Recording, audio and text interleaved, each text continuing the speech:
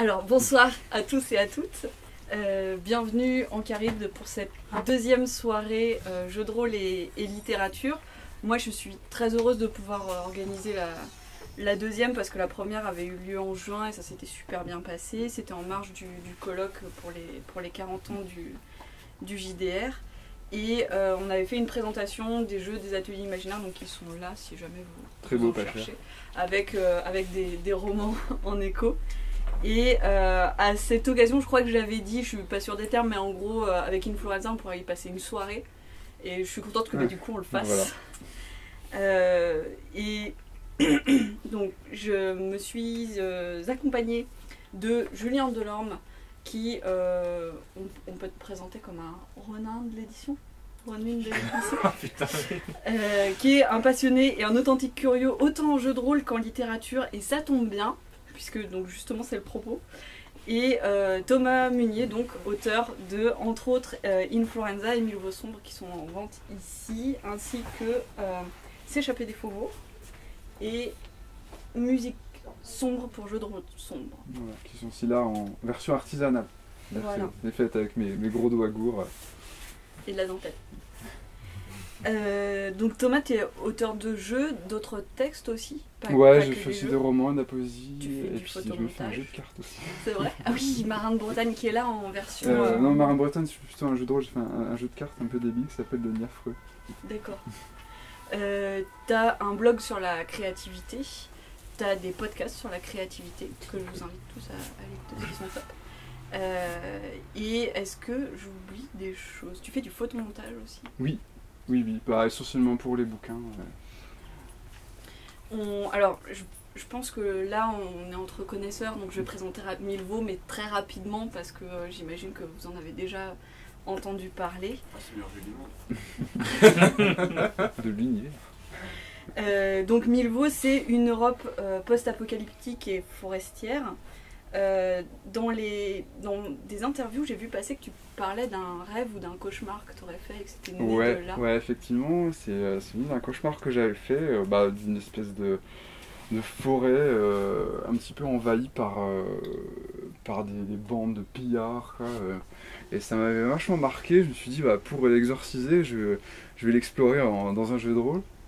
Du coup, avec l'Appel de Cthulhu, à l'époque, c'est avec ça que je jouais pas mal. Et ça n'a pas marché parce que j'ai continué à faire d'autres cauchemars, donc du coup j'étais obligé d'étoffer l'univers pour... Et effectivement, il y a des références explicites au mythe de Cthulhu, à l'enfer de Dante aussi. Est-ce que tu peux nous parler rapidement, mais je pense qu'on va revenir plus longuement ensuite, de ce qu'il a irrigué l'univers Mille Veaux, en termes d'influence, peut-être pas que en littérature d'ailleurs. Ouais, je vais peut-être finir par la littérature d'ailleurs. Je pense essentiellement la forêt en fait, clairement. Moi je viens des Vosges, donc il y a pas mal de forêts. On était environné de bois, on devait traverser la forêt pour aller à l'école, tout ça. Donc il y a cet imaginaire-là, cet inconscient collectif qu'on a tous un peu autour de la forêt, quoi. C'est vrai qu'il y a aussi la musique, notamment la musique drone. Donc le drone c'est une version du doom metal purement instrumentale, donc c'est vraiment des basses très lourdes avec 3 accords qui sont répétés en permanence. Et c'est vraiment de la musique très oppressante, donc tout ce qui est les musiques lourdes, le sludgecore notamment. Sludgecore qui est une espèce de chant punk hurlé avec vraiment des guitares très lourdes et très crado, pareil. Donc voilà, pas beaucoup la musique aussi, en effet. Et puis, au fur et à mesure, j'ai fini par développer une sorte, je dirais, l'œil de Mille Veaux, en fait. C'est-à-dire que tout ce que je reçois, ça peut, enfin, je veux dire, même en regardant M6, je peux avoir une idée parce que je vais tout, comment... Ouais, voilà, c'est ma santé mentale, je décrois à chaque fois que je regarde M6. Au bout d'un moment, tu développes, quand tu trimbales un concept comme ça depuis 10 ans, je pense qu'il y en a qui en savent quelque chose, tu analyses tout, en fait, avec ce filtre et... n'importe quoi dans une conversation, dans ce que tu vois autour de toi. Moi j'ai tendance à, dès qu'il y a des végétaux dans une pièce ou dans un endroit, j'essaie de les regarder pour voir comment ils se comportent et tout. Et du coup, au bout d'un moment, tu développes en fait toute une physique et une métaphysique. Moi si tu veux, je suis quelqu'un d'assez terre à terre, assez rationnel. Et développer un univers comme celui de Milvaux, ça me permet en fait d'avoir une pensée métaphysique, de relier des choses qui n'ont pas de rapport entre elles, d'avoir des explications globales, de me permettre aussi d'avoir plusieurs explications qui sont contradictoires, de les faire coexister en fait, à travers d'un univers où tout est où le surnaturel est vraiment quelque chose, un tissu qu'on peut modeler pour se faire une métaphysique. Et puis en littérature, j'essaie de citer des trucs qui sont pas là. Je pense qu'il y a Malville de Robert Merle par exemple. Ouais, ils vont sans doute quelque part de toute façon dans un Arianès de Caraïbes. Anaïs nous montre son talent, hein, toujours tu dis un bouquin, tac, elle l'a forcément.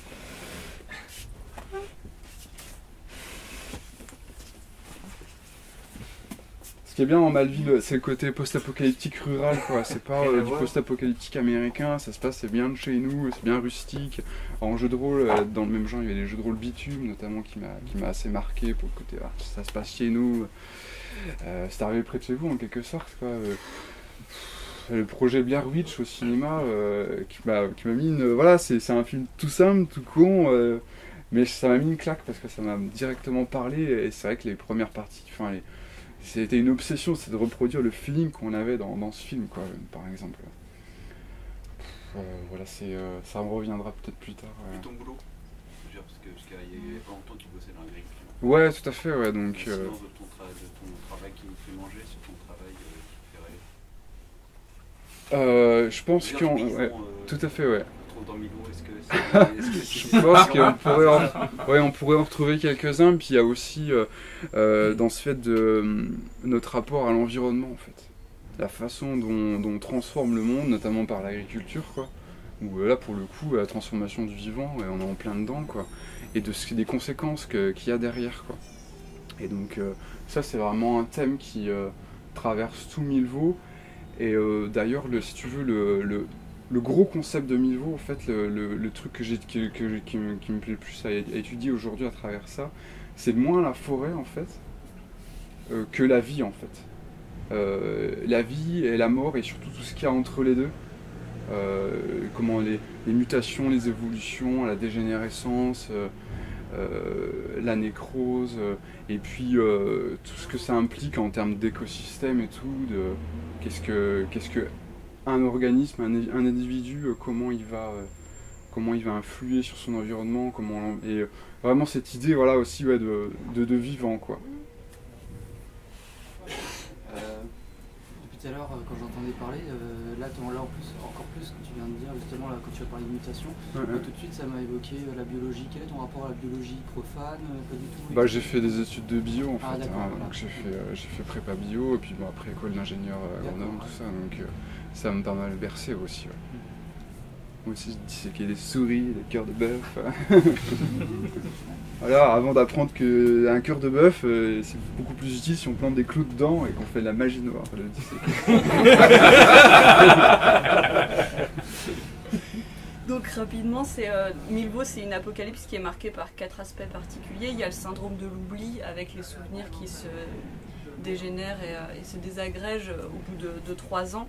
Il y a l'emprise, qui avant s'appelait la corruption, ouais, qui est la transformation du vivant dont tu parles. Il y a l'égrégore, qui est la vibration des passions humaines matérialisées. Et les horlas, qui sont des espèces de choses générées par ces passions-là. Et est-ce que... Alors c'est assez intéressant parce que Influenza, c'était pas ton premier jeu dans Milvaux.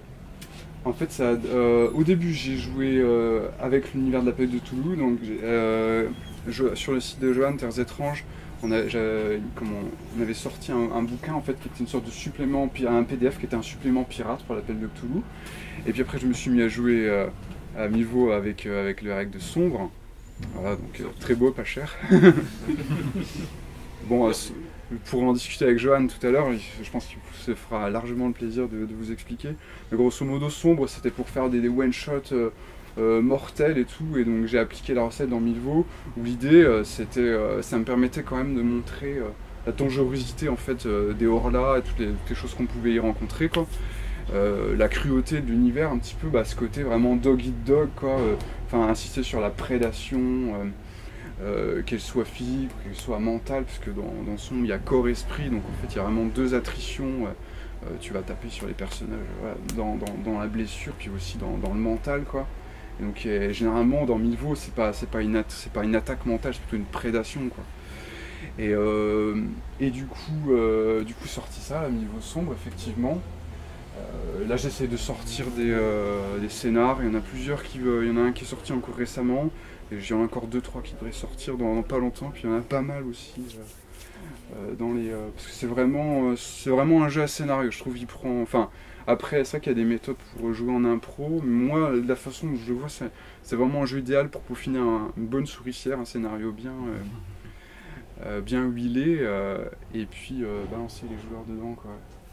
Et du coup, pour finir, ma phrase, c'était Influenza, c'était pas ton premier jeu, et pourtant, j'ai l'impression que ces 4 thématiques-là, elles sont faites pour rendre Influenza possible, en fait.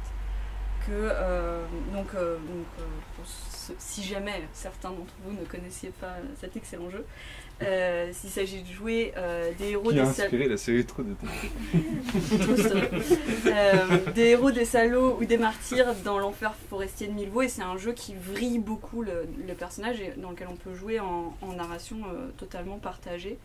Et l'égrégore et l'oubli, pour moi, c'est vraiment, ça rend la narration partagée possible parce qu'on peut créer une histoire à partir de rien, basée sur justement des trous d'amnésie, etc., inexpliqués.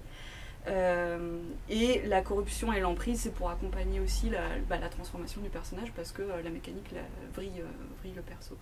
Et c'est pas vraiment une question, c'est juste que moi je me retrouve du coup devant un paradoxe qui est ces thématiques-là, elles étaient là avant, mais on a l'impression qu'elles ont été faites pour ce jeu-là. Enfin, quel lien il y a pu y avoir entre l'univers et la mécanique et l'univers? Quand tu travailles avec un jeu à scénario, par exemple Sombre, si tu veux amener l'univers, en fait, il faut que tu l'amènes par le scénario. C'est-à-dire que par le scénario, puis par les personnages aussi, par la création de personnages. Par exemple, dans Sombre, il y a des avantages et des désavantages, et du coup, tu es obligé de les réinterpréter, dire ouais, ok, c'est cet avantage dans mon univers, qu'est-ce que ça veut dire, tout ça, comment je le colore, et puis dans le scénario, voilà, comment je monte l'univers par le scénario. L'idée, dans Influenza, c'était plutôt que l'univers, il s'invite en permanence à la table, sans qu'on ait besoin de préparer le scénario. Donc qu'il a en fait, grosso modo, c'était encapsuler le principe de table aléatoire qui existe depuis longtemps, le principe de on génère des dangers, des monstres, des trucs aléatoires, et en fait que tout le jeu soit basé sur des tables aléatoires, et surtout les tables aléatoires en fait elles renvoyaient à des thèmes de l'univers, quoi. Et du coup, par exemple, par rapport au syndrome de l'oubli, est-ce qu'il y a eu une version préexistence de Milvaux où le syndrome de l'oubli n'était pas là, ou est-ce que tu as développé d'abord le syndrome? Ça a été un truc vraiment assez séminal, hein, c'est arrivé très tôt, ouais. Donc c'était déjà là avant que tu commences à réfléchir à une mécanique propre pour Milvaux. Tout à fait, ouais. En fait, en tant que joueuse des premières versions, je dirais que l'oubli existait, mais les personnages n'étaient pas forcément touchés par. C'est-à-dire que nous, on a joué des personnages qui n'étaient pas concernés par l'oubli, mais qui se retrouvaient concernés par les effets de l'oubli sur leur environnement proche. Ouais, si t'avais fait une campagne, tu jouais des Néandertals, les Néandertals n'oublie pas. Inversement, ça permettait, l'oubli, ça permettait d'étoffer un perso quand on jouait des humains qui s'est touché par l'oubli. Au début, tu jouais un personnage complètement nihiliste, le principe du murder hobo, quoi. C'est le clochard meurtrier qui a aucune attache parce qu'il a tout oublié, il se trimballe dans la forêt, il y a vraiment que la survie qui compte. Et puis paf, à un moment, il y a un flashback qui lui tombe dessus et qui le développe, qui fait partie dans une nouvelle direction, parce qu'il apprend quelque chose sur lui, sur son passé. Et du coup, on va continuer à développer les différentes façons d'entrer dans Milvaux. En fait, il y a plusieurs portes. Donc là, il y en a 2 qui sont, on va dire, pas finalisées parce que c'est jamais fini, mais en tout cas en vente. Et tu développes aussi Arbre, où là, on joue en campagne des clochards magnifiques qui sont vraiment dans une tension entre la survie et l'abandon. Donc voilà, l'idée c'est de jouer des personnages sur le fil. Et Empreinte et Orla, où là c'est jouer des grognards, mais c'est faire du donjon à Milvaux. Ouais, il y a un peu de ça, effectivement, je veux des personnages un petit peu badass et puis les amener dans une situation où il y a une adversité qui va être vomie de partout autour d'eux et puis ils vont se débrouiller, ils vont devoir gérer avec le peu qu'ils ont, quoi.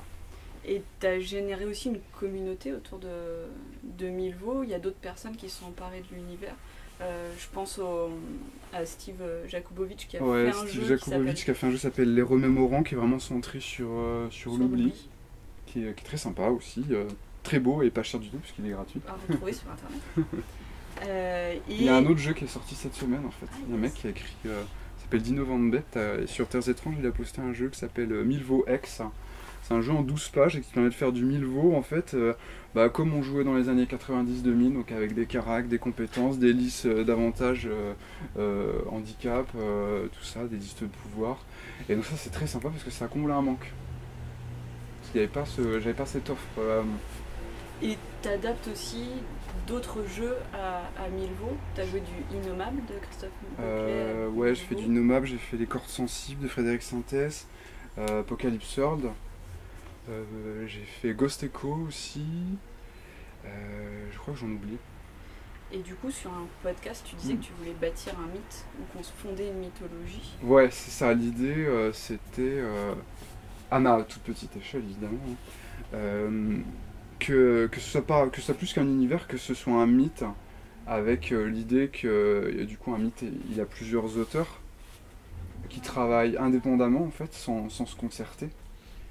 Et du coup c'est aussi notamment pour ça que j'ai mis le jeu, j'ai mis l'univers dans le domaine public. Et donc ce qui est intéressant, par exemple les deux personnes qui ont créé un jeu sur Milvaux, l'ont fait... Ah putain, il y a encore un autre truc. L'ont fait sans me demander la permission et sans m'avertir, quoi. J'ai été averti en même temps que n'importe qui que le truc était sorti. Il y a un gars qui a... Dino Van Bet, c'est un gars, il est arrivé la semaine dernière, il a balancé plein de trucs, il a balancé une nouvelle aussi dans l'univers de Milvaux, il a balancé un album de 1 heure de post-americana, dark ambient, qui est vraiment bien en plus, j'aime beaucoup. Et voilà, l'idée c'est que ça devienne quelque chose d'un peu viral et que chacun développe, triture l'univers dans le sens qu'il veut. Est-ce que c'est mettre à disposition une mythologie ou est-ce que c'est participer à une mythologie de la forêt et du vivant qui était déjà préexistante et que tu agrèges un peu selon ton envie je pense que ça part pas de rien, hein, je pense pas, effectivement. Tu veux dire que tu n'es pas le démiurge absolu et total de ton univers de jeu de rôle? Je crois pas. Non, du tout. De toute façon, ne serait-ce qu'à travers les bouquins qu'on m'a présentés, même tu vois en jeu de rôle, des jeux sur la forêt, il y a Summerland, où on joue les seuls mecs qui sont capables de traverser la forêt entre des enclaves et tout, où il leur arrive des trucs chelous. Il y a les ombres d'Esteren. Pour le coup, c'est la forêt, mais médiévale fantastique, et avec plein d'illustres classes, et des orchestres symphoniques qui enregistrent les BO.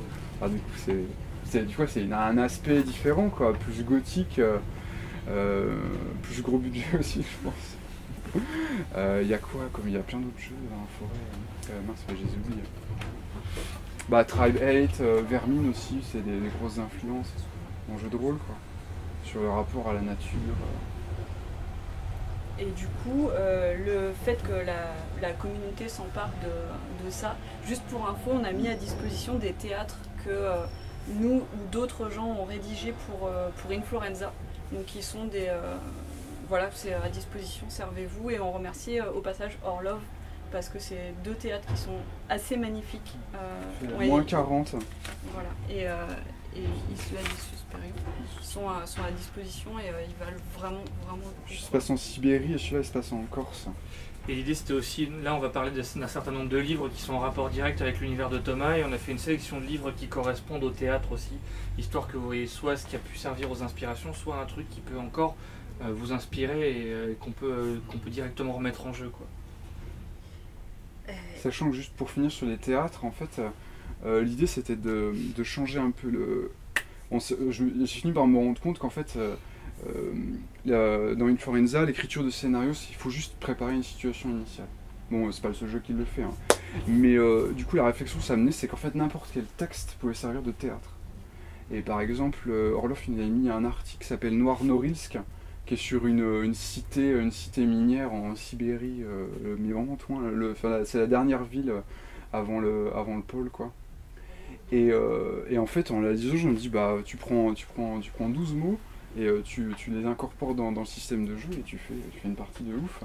On a fait une partie, le compte rendu arrivera dans quelques temps, parce qu'il y a 70 comptes rendus sur Influenza, il y en a 65 sur Sombre, et puis un peu d'autres sur les...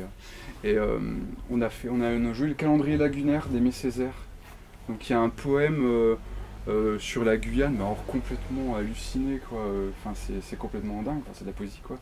Et en fait, on l'a joué, qu'on a pris le truc, on s'est lu le poème, on a pioché 12 mots dedans pour alimenter les tables aléatoires, et ça fait une partie de ouf, quoi.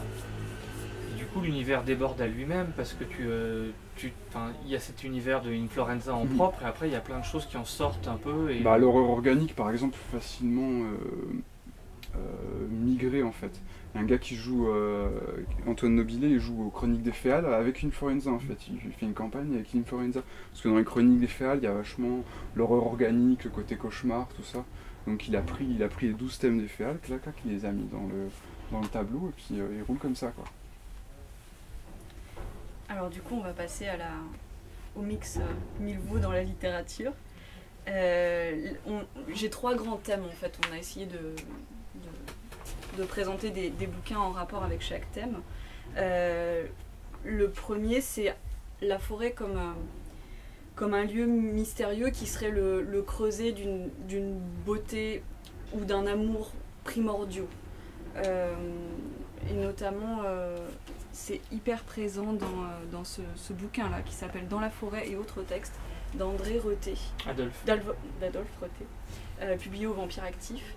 Et ce sont des textes extrêmement poétiques, très légèrement fantastiques, mais vraiment, c'est une balade en forêt comme moi j'en avais jamais vu en vrai, en fait. Et c'est assez magnifique, je te laisse peut-être en parler. En fait, c'est un auteur du 19e siècle qui n'a pas du tout de préoccupations mythiques enfin si, en fait, il a des préoccupations mythiques.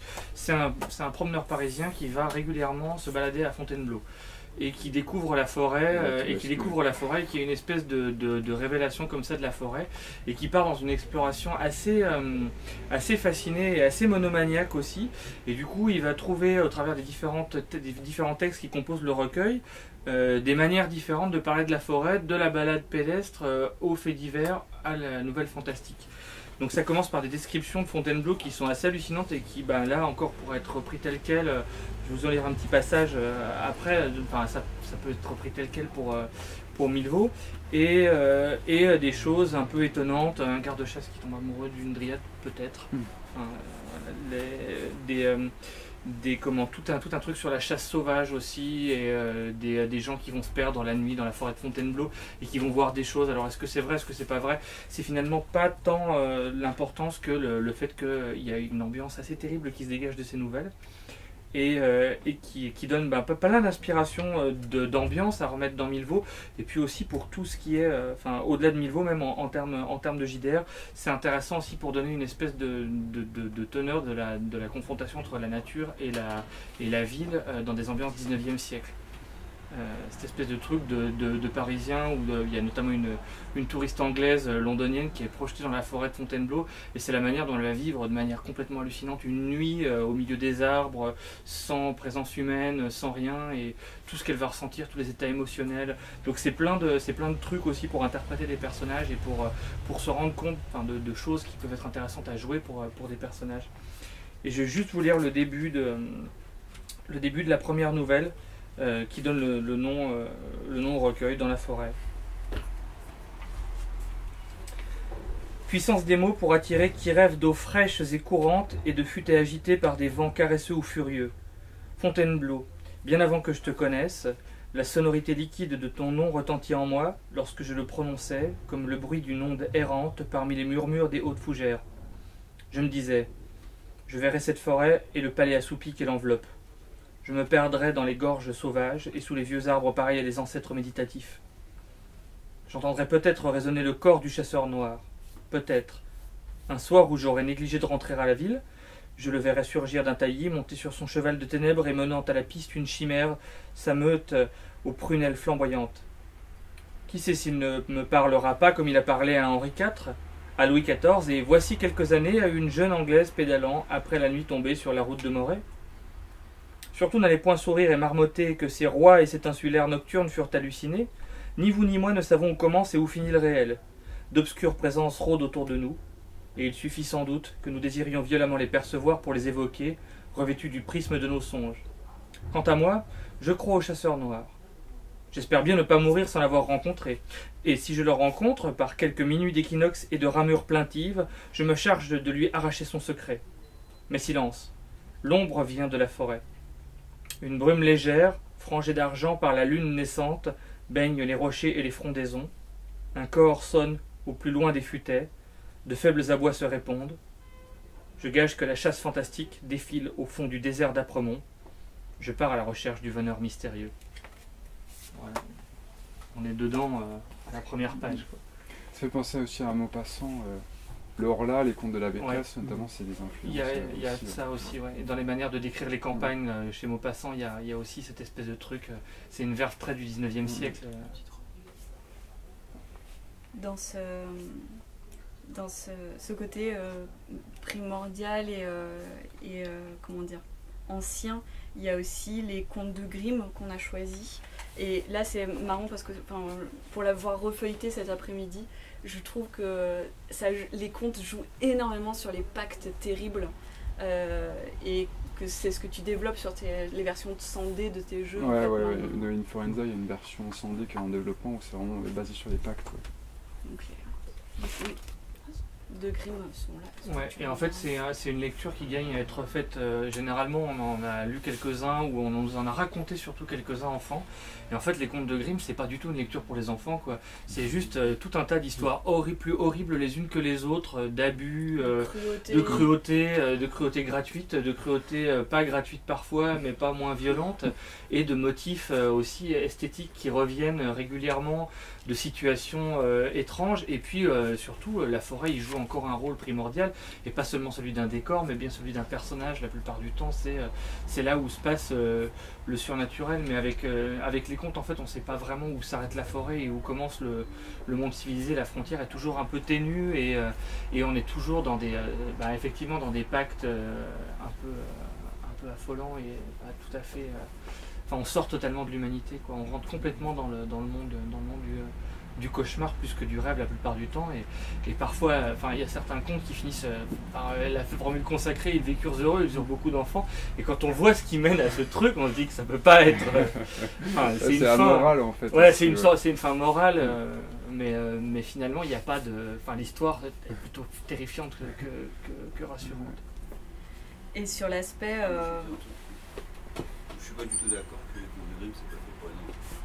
C'est pas fait pour les enfants. C'est la littérature orale, parce qu'en fait les Grimm c'est des folkloristes. Donc en fait ils ont pas créé pour une bonne part, ils ont récolté. Et une bonne partie des contes de fées à la base c'est des histoires d'avertissement.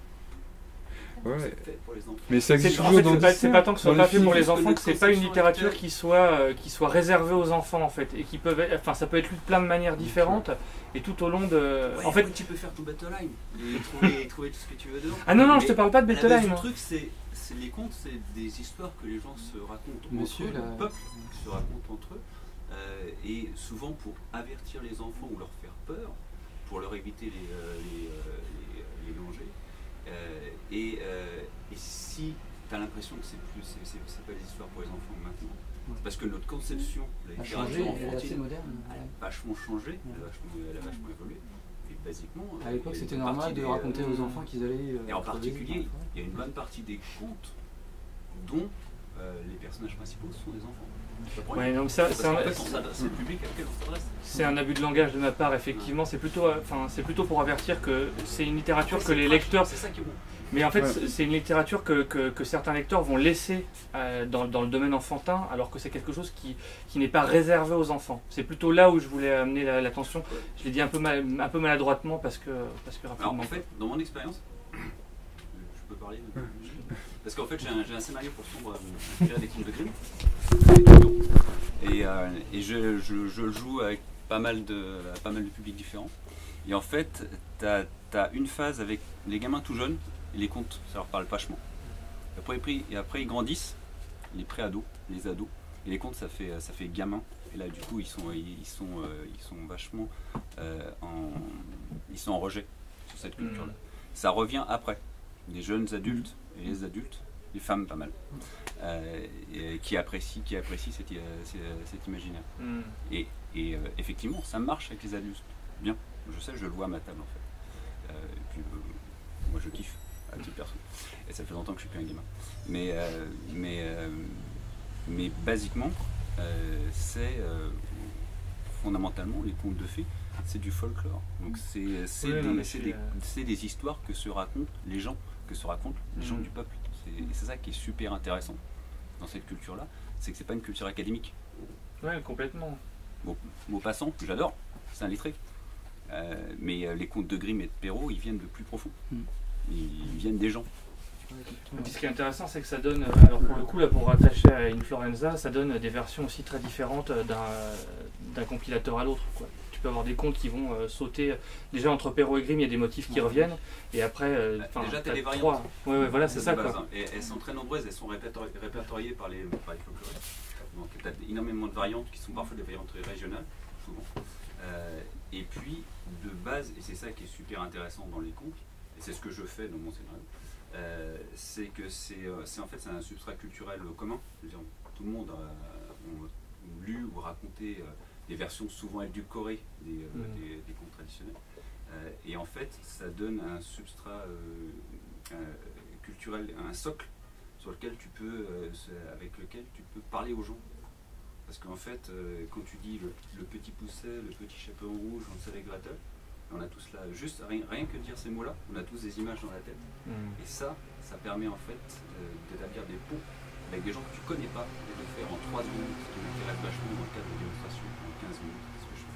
Et par ailleurs, je vais juste reprendre un peu juste le contrôle de la soirée parce que c'est hyper intéressant, c'est génial, mais on est en train d'être à un peu 2000 km du thème de la forêt. Juste pour raccrocher les wagons, j'avais parlé d'inconscient collectif au début, en fait c'est ça, on est là, l'inconscient collectif. Il y a un scénar pour Mille Vaussons qui est inspiré de Petit Chaperon. Ouais, il y a le Petit Chaperon rouge, le loup et puis la mergan.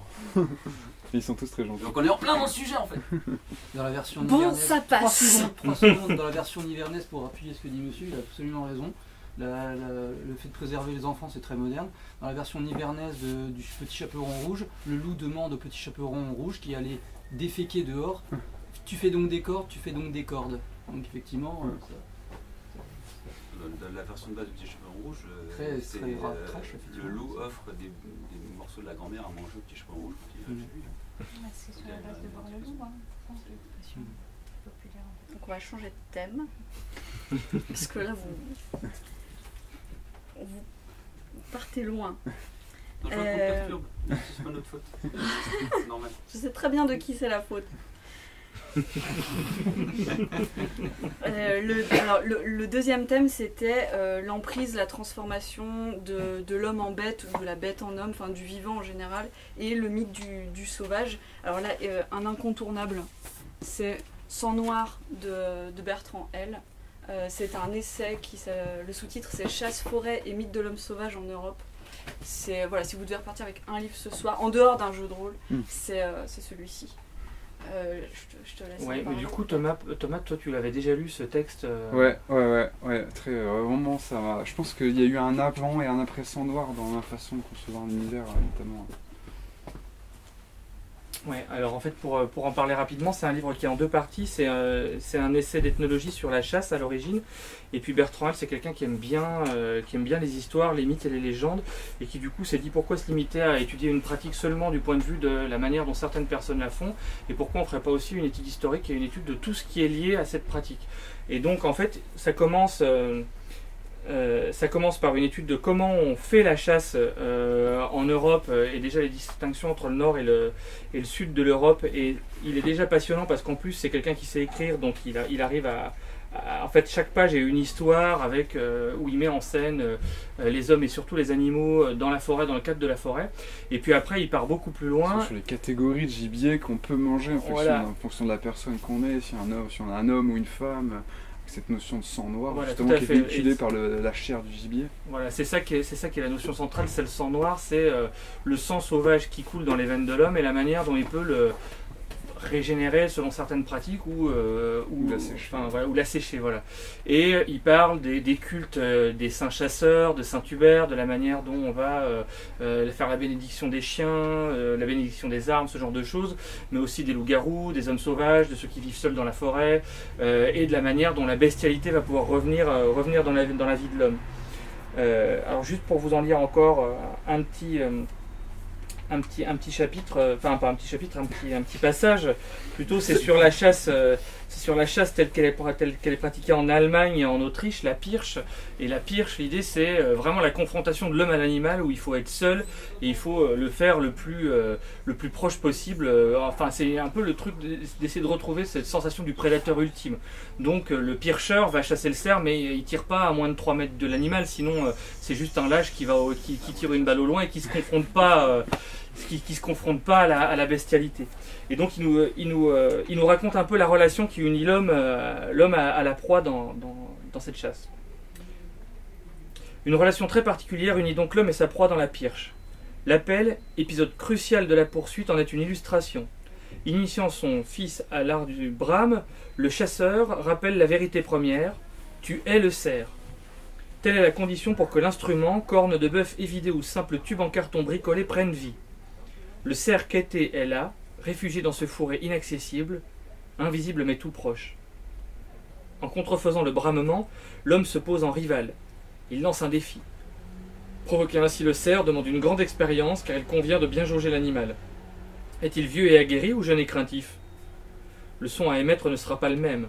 Il faut corner juste, éveiller sa jalousie, l'inviter à faire front. Un brame trop rauque ne fera qu'effrayer le jeune mâle, tandis que des cris plus clairs ne susciteront que le mépris du grand coiffé. Un jeu subtil s'instaure, et aux appels du chasseur répondent ceux de l'animal. L'homme frappe le sol, gratte un tronc d'arbre, reproduisant ainsi les bruits du cerf qui piétine et frotte ses bois dans l'excitation du combat à venir. De part et d'autre, les brames deviennent plus forts, plus menaçants. Précédé d'une odeur âcre et grisante, le cerf jaillit dans un fracas de feuilles froissées et de branches cassées. Objet de toutes les obsessions, de tous les sacrifices, l'ultime face-à-face peut s'accomplir dans la solitude de la forêt. Un éclair mortel déchire l'aube naissante. Le rapport en fait de l'homme au cerf, ça renvoie, il y a Nebal en train de chroniquer tous les Pierre Pelot là, sur son blog. Et donc il y a une anecdote dans un bouquin de Pierre Pelot, en fait il y a un chaman en fait qui tue un cerf en combat singulier quoi, et qui s'accouple en fait avec la biche, dans l'espoir en fait que l'enfant qui naîtra cette union, ce sera l'être qui va réconcilier les règnes humains et animal. Alors voilà, ça va rebondir sur un autre des choix qu'on a fait, Trygve Cottard de Benjamin Hegel. Ça c'est un premier roman qui est paru cette année, et Benjamin Hegel c'est un artiste de cirque. Il était en Suède et il montait un spectacle sur les élans et lui est venu ce conte. Et il avait des images, pareil, des rêves, et il a eu envie de les exorciser. Et Trygve Cottard, c'est l'histoire d'un ermite qui est très content de s'être réfugié seul dans sa forêt. Et tous les soirs, à la même heure, un élan vient bramer un brame érotique sous sa fenêtre. Et alors au début, il est juste terriblement énervé qu'on le sorte de cette torpeur comme ça dans laquelle il était et où il était vraiment tout seul. Et puis l'élan en fait commence par ramener des compagnes et les besogner sous sa fenêtre. Et l'homme sent monter en lui une espèce de pulsion érotique due à la présence de l'animal et à cette envie de se confronter. Alors au début, il invente des stratégies pour ne plus l'entendre. Il se crée un casque avec la mousse de son matelas et il est content d'avoir lutté contre l'animal. Et dans ce silence, d'un seul coup, il se sent terriblement seul, et après s'ensuit toute une confrontation. C'est comment cet homme et cet élan vont s'affronter pour montrer qui est le mâle dominant de cette forêt, et cette espèce de relation d'amour et de haine qui vont se créer entre l'homme et l'animal. C'est un super petit roman, c'est assez court, avec des illustrations de Marie Bora-Lévy assez mille-vaut aussi pour le coup. Vous feuilletterez et vous regarderez, mais c'est beaucoup de fourrure et de nudité, on va dire. Et c'est super bien écrit, c'est prenant. Enfin, voilà, un petit roman complètement ovni, et d'un type, on parlait on évoquait les gens qui écrivent sans intention, enfin, ou les histoires qui n'ont pas forcément d'intention derrière, et Hegel c'est un pur sensitif, il a eu envie d'écrire son histoire. Alors il y a plein de trucs qu'on pourrait voir derrière, des mythes du sauvage, non, en fait il n'y a rien de tout ça, c'est juste qu'il avait envie d'écrire l'histoire d'un homme qui se tape un trip sexuel avec un élan, quoi. C'est pas autobiographique. Alors, il m'a dit que c'était pas autobiographique. Et il avait l'air de pas être le genre à mentir sur ce genre de... Je crois qu'il aurait été très fier d'annoncer que c'était vrai. On a pensé aussi à Forêt Noire, qui est moins foufou. Forêt Noire, ça commence dans la forêt d'Aokigahara-jukai. C'est une forêt au Japon où les hommes vont pour se suicider. On l'a joué à Influenza d'ailleurs, la forêt d'Aokigahara. Ça a été joué, ouais. Et ça commence là. En fait, c'est un chercheur français qui est envoyé là-bas pour faire des relevés botaniques ou quelque chose comme ça. Et puis son matériel n'arrive pas, donc il n'a rien à faire. Et entrer dans cette forêt-là, c'est pour lui l'occasion de se rappeler d'autres forêts qui ont marqué son enfance, et notamment une figure du mal, en fait, avec un grand M, sous l'apparence d'un camarade d'école qu'il a vu à plusieurs moments de sa vie, et on voit des tableaux de forêt et d'horreur, en fait, qui sont extrêmement évocateurs. Il y a un style extrêmement particulier. Je vais vous en lire juste un tout petit extrait. C'est là, il est jeune homme, je pense, et le camarade de classe en question l'a retrouvé et l'a convié à une chasse, en fait. Et ils ont chassé. Alors chacun de son côté, ils sont par deux. Et lui, avec le vieux avec lequel il était, ils ont vu mais rien, mais pas un lapin, rien, quoi. Vraiment, voilà, c'était super pas intéressant. Et il rentre après la chasse, quoi, au pavillon de chasse, où là il y a tout le gratin des autres chasseurs, quoi, qui les attendent. Pour meubler pendant qu'Anaïs cherche, ça peut être lu à la fois comme un recueil de nouvelles et comme un roman. Et à chaque fois, on a des images, par exemple, ça peut être des lieux ou des situations qui vont donner, sur lesquelles vont se construire les chapitres. Et il y a des descriptions magnifiques, notamment tout un truc sur une forêt de champignons et sur une clairière envahie par les champignons, et la manière dont l'homme va tomber dans ce lieu et va essayer de s'en sortir. Après, il y a des tas d'autres choses sur cette figure qui revient en permanence du jeune homme dont on ne sait pas si c'est vraiment un humain ou un vampire ou autre chose. Et juste pour... C'est bon, je suis là. Vas-y.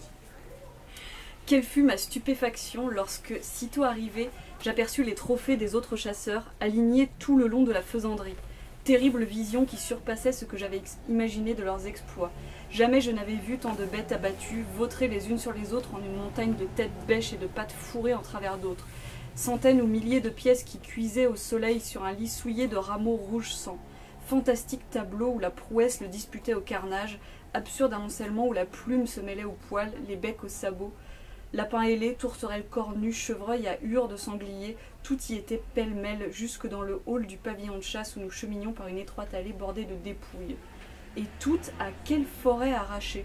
Ce malheureux coin de bois que nous avions battu en vain pendant des heures pouvait-il abriter tant de vie? Je passe un passage. Une répugnante odeur me soulevait le cœur, de mousse, de poils mouillés et de chair chaude mêlée aux suins et muscles des cervidés. Lorsque j'avais le malheur de lever la tête, le vertige me prenait. Je voyais les deux murs de bêtes constellés d'yeux figés, prêts à s'abattre sur moi en déferlante de viande. Dans la salle de réception aussi, les dépouilles jonchaient le sol, formant un tapis tiré des profondeurs de la forêt, marqué d'un trou sanglant ou égorgé, bordant de toutes parts l'immense tablée au centre de laquelle trônait la tête d'un cerf au bois immense. Nous nous assîmes parmi les chasseurs, dans un silence oppressant. Je ne pouvais déplacer ma chaise, les cornes d'une bête en retenaient les pieds. Ça continue. qui a passé à table.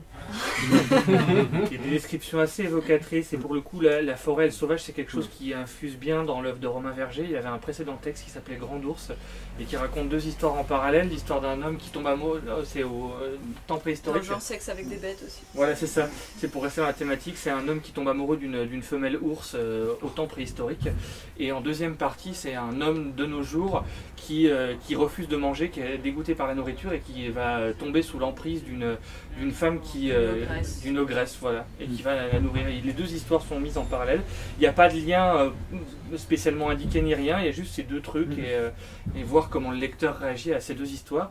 Et on est toujours, on est vraiment dans des récits qui sont dans la fine ligne qui sépare le très poétique du carrément dégueulasse. Et le troisième thème, il n'y en a que 3.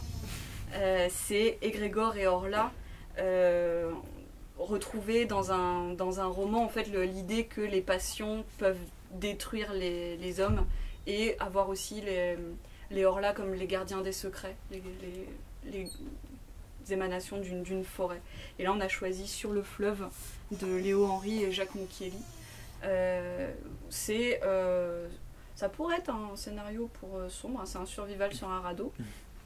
Et c'est la façon dont un groupe de conquistadors partis à la recherche de l'Eldorado se désagrège petit à petit à fur et à mesure qu'ils s'enfoncent dans la forêt. Aguirre et la colère de Dieu. C'est une relecture d'Aguirre et la colère de Dieu, exactement. C'est ultime. Alors là, pour le coup, c'est une référence pour moi très importante. Et donc, de temps en temps, donc, il y a ce groupe-là qui est hétérogène, donc chacun est hanté par un passé, par une foi, par un amour, par une fièvre, et ils sont accompagnés ou suivis par quelque chose qui s'appelle Petit Frère et qui prend la parole de temps en temps, un chapitre sur 3 ou 4. Je vous en lis un tout petit bout, c'est bientôt fini. Et pour revenir sur Aguirre, en fait ce serait un Aguirre où il y aurait 10 Seoskinski sur un radeau. La combo qui tue, quoi. Pour tous ceux qui croient encore savoir, pour tous ceux qui estiment ne pas avoir besoin d'explications, voici. Mon nom est Petit Frère, ce qui dans ma langue se dit Tivraï. Je ne suis pas le premier à porter ce nom et ne serai pas le dernier. Si l'on me demande ce que je suis, je réponds Hawara Ishe, ce qui signifie je suis l'once tachetée, la mort de l'homme, je suis jaguar. Vous me regardez, vous ne me voyez pas. Vous me cherchez et ne me trouvez pas. Je voyage parmi les hommes blancs depuis bien des levées de soleil. Ils ont attaché des arbres coupés entre eux, au lieu de les creuser pour les charger de 1000 choses inutiles. Ils fouillent les cieux en y cherchant des signes. Ils voudraient parvenir à Manoa. C'est l'autre nom pour l'Eldorado. Mais pour entrer dans la ville d'or, il leur faudra vaincre Petit Frère. Il faudra que leur dieu soit plus fort que le sien, et leur dieu, Petit Frère vous l'a dit 2 fois, est un morceau de pain sec. Pour tous ceux qui mettent en doute ma parole, pour tous ceux qui marchent aux côtés des hommes blancs et qui souhaitent, grâce à eux, trouver Manoa, trouver Eldorado, ma voix craque dans les braises, elle fume vers le ciel. Et pour vous tous qui m'écoutez, avec vos oreilles, avec votre cœur, pour vous tous, je continue de parler, voici. Etc. Et ça continue. Et ouais, au départ, ça devait être un roman jeunesse. Et en fait, non. Si tu me permets de rebondir là-dessus, tu disais ouais, les Orla comme gardiens des secrets, comme des choses qu'on n'arrive pas à appréhender. À quoi. saisir. C'est vraiment le truc, souvent le concept que j'ai le plus de mal à expliquer et qui fascine le plus les joueurs et leurs personnages. Et vraiment les personnages, alors qu'ils devaient avoir peur des Orla, sont fascinés par eux. Et à chaque fois, pendant des années, je me dis il faut que tu fasses un bestiaire, il faut qu'il y ait une liste de Orla possible, voilà. Et en fait, finalement, leur intérêt réside dans le fait qu'il n'y ait pas de bestiaire, qu'il n'y ait aucune définition valable, que ce soit vraiment les puissances de l'inconnu, quoi, les puissances des ténèbres. Dans le sens où, quand j'appelle les ténèbres, en fait, les ténèbres, c'est la matière, en fait. Parce que la matière, c'est l'absence de lumière. La matière ne fait que réfléchir, donc c'est une sorte uniquement d'esprit de la matière, quoi. Et le fait de ne pas les cataloguer, de ne pas les décrire, et de finalement jamais donner de clé pour dire ce que c'est, ça fait partie aussi des choses qui sont importantes. et que du coup ça varie à chaque fois, quoi. Je voudrais rajouter un livre que je n'ai pas vu sur la table et qui pour moi me paraît vraiment très très proche de l'univers de Thomas. C'est La forêt des Mitago de Robert Holstock. Il faisait partie de la sélection initiale. Qui parle vraiment de l'idée de cette forêt primordiale, la forêt des origines, dans laquelle se nourrit le mythe à la fois par l'intrusion des humains venus de l'extérieur de différentes époques qui nourrissent avec leur folklore personnel la forêt, et à la fois de lui-même, puisque les émanations quelque part fantasmagoriques issues de l'imaginaire des humains passés dans la forêt déjà se reproduisent entre eux et en plus génèrent eux-mêmes d'autres mythes. C'est vraiment très magique comme univers et en même temps très angoissant, parce que plus les personnages rentrent dans la forêt, plus la forêt leur parle, leur tire des choses littéralement du cerveau, plus eux-mêmes deviennent fous et s'intègrent dans leur mythe. Et c'est une sorte de bouillon de culture du folklore forestier qui est génial et qui colle très bien à notre univers aussi. J'ai vu le premier, c'était une série chier. Oui, il y en a 4 ou 5 dans cette série-là, je crois. J'ai vu le premier, c'est l'histoire du mec qui rentre dans la forêt pour récupérer une fille. Oui, en fait, il se retrouve en fait à pénétrer dans les mythes forestiers jusqu'au Néolithique. Au fin fond, de la forêt, il y a des trucs qui viennent de la forêt. Parce que plus on avance dans la forêt, plus on recule dans le temps. Alors au final, la forêt c'est 7 km², c'est rien. Mais le temps se contracte, il y a une sorte de théorie quantique sur la forêt, c'est vraiment génial. Et pour finir, on va vous proposer un quiz Milvaux. Et ça tombe bien puisque vous êtes des connaisseurs. Donc, par contre, je vais être hyper honnête. Il est infaisable. C'est trop difficile. Vous n'y arriverez jamais. Et il n'y a rien à gagner. Et il n'y a rien à gagner. Juste pour le sport. Alors, le principe, c'est que dans tous les livres dont on a parlé là, j'ai pris des citations. Et j'ai pris des citations sur le Twitter de Milvaux, que je vous encourage à suivre aussi, parce que c'est quand même à chaque fois une micro-nouvelle en 140 signes, et c'est assez chouette. Enfin, moi, j'aime beaucoup. Alors ce que je vous propose, c'est qu'on choisit chacun un des trois et on en lit chacun un à tour de rôle pour que ça fasse plusieurs voix. Par contre, il ne faut pas lire la solution qui est là. Ça va. Donc, et poker face, hein, tu dis pas... Et alors, il n'y a pas de règle. En gros, il faut crier Milvaux ou pas Milvaux. Et voilà. Le système Matters. On est enregistré. Alors, je prends le gras qui prend les italiques. C'est bon pour moi. Ok. Ça roule. Ok. Le magma coule déjà dans mon sang, mais ma peau suffisamment ferme nous préserve encore de l'irruption.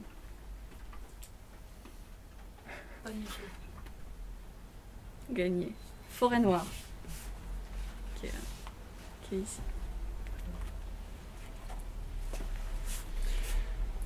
Naviguant sur l'arbre radeau au milieu des bois qui portent le souvenir de la fumée et des palétuviers qui sans fin boivent l'eau mangrove. Ça ressemble trop au roman, donc ça doit être Milvaux du coup. C'est Milvaux. C'est Milvaux. En fait, vous êtes hyper fort. Deux chasses distinctes existent, l'une nocturne, l'autre diurne. La première se déroule de manière parfaitement visible au cours des nuits hivernales, tandis que la seconde, noyée dans les rayons solaires, est impossible à fuir. Oui, pas Milvaux, tout à fait. Ça Sandor. Sandor, c'était pas facile de sortir des citations. Le blast, tout implose dans ta tête, ton corps, grand moment de douleur, vertige, cauchemar, où la réalité du monde enfoui t'apparaît toute nue. Ça fait Bingo. L'arbre a tout vu, avec les ocelles de ses feuilles, avec les fruits ronds qui pendent de ses branches, il a vu avec les yeux de son écorce.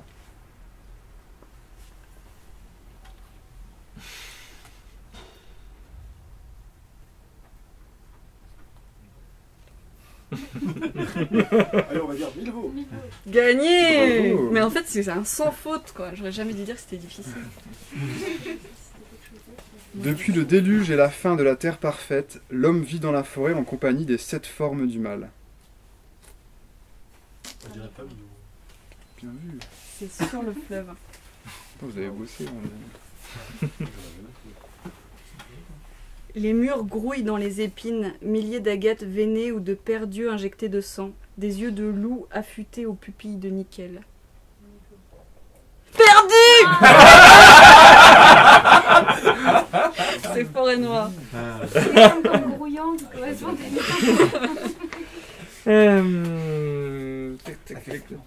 On a su que la guerre durait depuis 100 ans quand on a vu pousser des arbres hérissés de hallebardes, de aumes et de masses d'armes.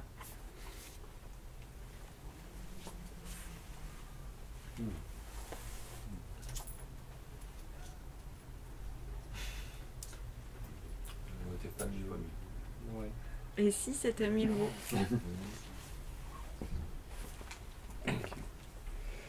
Dans la forêt vit l'ennemi aux yeux féroces et aux dents rouges, qui mange la chair sur vos os et s'approprie votre nom. T'as dit quoi? Milvaux. Et ben non. Sur le fleuve. Encore? Ouais, ça fait. Mais c'est bien parce que les citations, tu peux faire, tu prends une citation, tu fais un scénar. Courant à son réduit, elle a vivement ôté sa robe, puis s'étant noirci le visage et les mains, elle a remis sa pelisse et est redevenue peau de 1000 bêtes. Ça ressemble à son noir. Ah, des anciennes graines. Enfin, peau d'âne. C'est peau d'âne. C'est possible qu'on en retrouve des bouts dans son noir. Enfin, pas des bouts de peau d'âne. Fais des marque-pages. J'ai d'abord entendu son brame, tel l'appel de l'évangile. Ivre de chasse et d'extase, j'ai vu le cerf et dans ses bois la croix de lumière. Je vais avoir l'air monomaniaque, mais ça fait son noir. Ah non, je dirais que c'est Gaud celui qui avec l'histoire du cerf oui, qui s'accouple sous les fenêtres. Ah oui, oui. Et non, c'est Milvaux. C'est Milvaux. En fait, il est vraiment difficile. C'est la légende de Saint-Hubert, la croix. Oui. Ouais, mais Qui est c'est vachement développé post-sang aussi noir, dans Sang Noir. Cette petite citation, effectivement, c'est un truc de sang noir.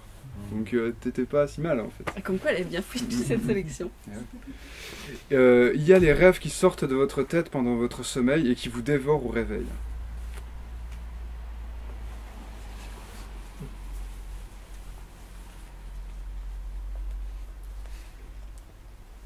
Ouais, ça me fait penser à une partie qu'on a fait.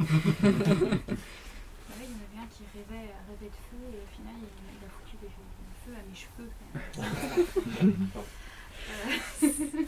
C'est toujours sur le fleuve. Un très beau passage. Que du coup j'ai pas pu vous lire parce que... Il y a les odeurs de jour et celles de nuit, ainsi que les odeurs de crépuscule, qui sont celles des choses tombées, des choses pourries, des choses mortes.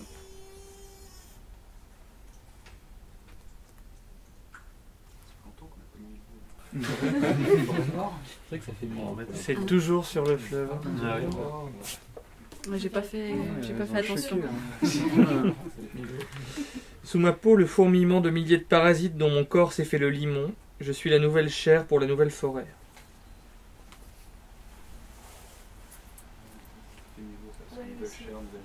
Ouais, tout à fait, ouais. C'est ça, Milvaux. Ouais, parce qu'il y a une stance dans Milvaux que c'est je suis la nouvelle... je suis la peau et je suis les os, je suis le verre et je suis la chair, je suis la nouvelle manne et l'ancienne pourriture. Et en fait, ouais, tout à fait, c'est une espèce de cri de ralliement en fait, pour dire que tu obéis à Shumligorat. Ainsi à Rügen, on affirme que les cuistots de chevaux récupérés sur le parcours de la chasse sauvage peuvent se transformer en blocs d'or pur. Ah, les cuissots, j'ai dit les cuistots. Les cuissots de chevaux. Bah, je peux me foirer sur mes propres lectures. Surtout que j'ai remonté loin, hein, le... Ouais, il y en a 365 dans le Twitter. Donc... Ouais, bien vu. Sang noir. T'auras droit à une boisson gratuite. Et un marque-page. Se baigner, l'océan n'est qu'oubli qui console de tout, la grande marée des rêves, des espoirs perdus, être enfin lavé de son lourd passé.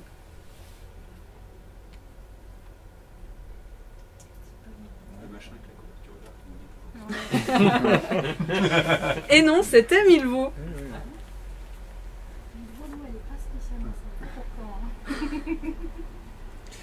Je suis obligé de faire tout ce que tu demandes, dit le petit homme. Bon, dit le soldat, en ce cas, aide-moi d'abord à sortir du puits. Comte de Grimm. C'est plus Grimm, ouais. Comte de Grimm. Mais c'est typé en fait. Oui. Ouais.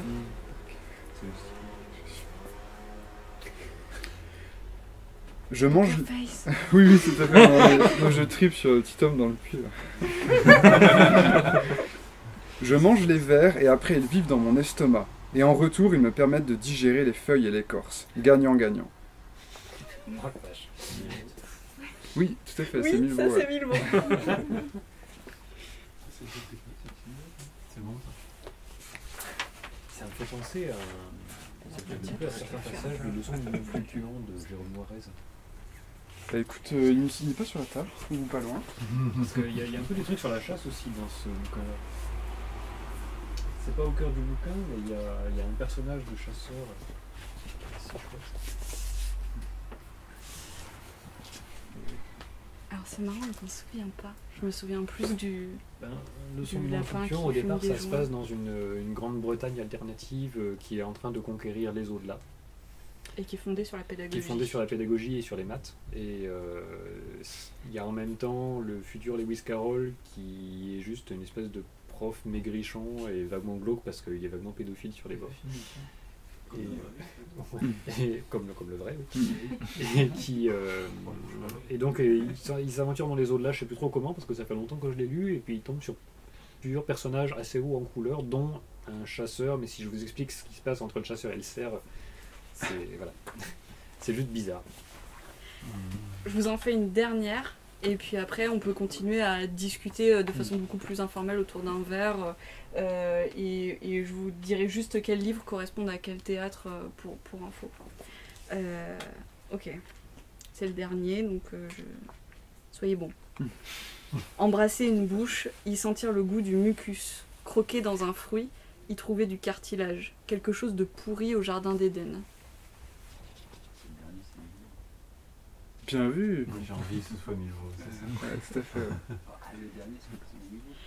C'était un hasard, hein. Ça s'est terminé comme ça. Juste pour la petite histoire pour conclure avec le tuteur Milvaux.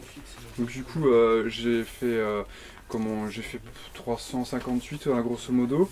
Puis il y en a qui ont contribué. Enfin grosso modo j'arrive à 365. Et du coup l'idée c'est de sortir ça sous forme de petit almanach, comme un calendrier quoi. Et du coup non mais l'idée c'est en termes dessus. Est-ce qu'on peut l'écrire au tableau? En termes éditorial, je sais pas si j'y arriverai, mais l'idée c'est de faire un petit bouquin avec 365 pages et en fait ça te fait une table aléatoire, c'est-à-dire que tu fais, tac, tu prends une page au hasard et puis ça te sort une inspi, un micro scénar. J'aimerais bien la version avec les petits ressorts pour mettre au bureau, je pense que ça soit. Qu'est-ce qu'il y a demain? Ça se trouve ça peut se faire. Il y a peut-être moyen. Alors, juste pour présenter rapidement, parce qu'on en est assez fiers, les théâtres, il y a Zone Cancer qui est du post-apo, façon plutôt Mad Max, et qu'on a relié à Spinoza Enculé-Gueule de Jean-Bernard Pouy, que je vous conseille vivement. C'est hyper bien, c'est du Mad Max façon mai 68. C'est vraiment super chouette. Et Cohn-Bendit en chef de guerre. Il y a Vrille qui est une ville dans la zone cancer, donc on est toujours un peu sur en gros la machine contre la forêt, et on l'a lié à Féerie pour les ténèbres de Jérôme Norès, qui est un excellent livre, un des meilleurs livres de fantasy que j'ai pu lire, avec un monde extrêmement cruel, basé dans un monde de fantasy, la technol, c'est-à-dire les rebuts de notre technologie à nous, pousse de terre. Donc il y a une ambiance comme ça de caoutchouc brûlé, de pneus, de rebuts de plastique, etc. Des personnages absolument hauts en couleur, hyper attachants, hyper cruels aussi. Enfin, voilà, c'est un livre, un style impeccable, à lire. Il y a pas mal de trucs sur l'organique aussi. Oui. Et oui, sur les membres en trop ou en pas assez. Il y a Au Nord, sous les étoiles silencieuses, qui est un théâtre autour du chamanisme et des légendes du Grand Nord, qu'on a relié, qu'on a reliées à Cru de Luvan, qui sont des nouvelles absolument étranges. Pareil, il y a des trucs bizarres avec des ours. Il y a souvent la sensation d'avoir cette espèce de craquement sous la glace, de courant chaud et de courant froid. C'est hyper étrange. Ouais, si vous voulez lire un truc vraiment zarbe, ça s'impose. Voilà. C'est assez étonnant. Glaise la troglodyte. Alors là, c'était compliqué de la relier. Donc on l'a relié rapidement au roi en jaune parce que il en fait un peu partie. Mais c'est pas exactement ça pour le coup. Pour le coup, le roi en jaune, c'est surtout parce que les quelques parties qu'on a jouées à Glaise se sont finies avec, festival autour du culte du roi en jaune, de manière assez violente pour les personnages. Donc voilà, c'est une ville souterraine bourrée de pèlerins, de passages, de commerce. Le superbe théâtre corse d'Orlov qu'on a relié à Orphelin de Dieu de Marc Biancarelli, western corse historique, génial, brutal, mais vraiment super chouette. Si vous avez aimé Game of Thrones, à mon avis, vous aimerez Orphelin de Dieu. Du Corse. Game of Thrones en Corse, ouais. Et en Sardaigne. Des paniers de crabe, quoi. C'est ça. Et moins 40, un théâtre nordique de Orlov qu'on a relié à Des Anges mineurs d'Antoine Volodine. Ça aurait pu être n'importe quel autre Antoine Volodine, mais Des Anges mineurs est vraiment très très bien. C'est une ambiance d'univers post-soviétique, de grand froid et là encore de chamanisme et de barbelé. C'est pareil, hyper super chouette les deux. Donc n'hésitez pas. Et je vous remercie Thomas et Julien pour la soirée et à vous d'être venus. Et puis on va passer à la grignote. Merci à toi Eugénie pour ton accueil.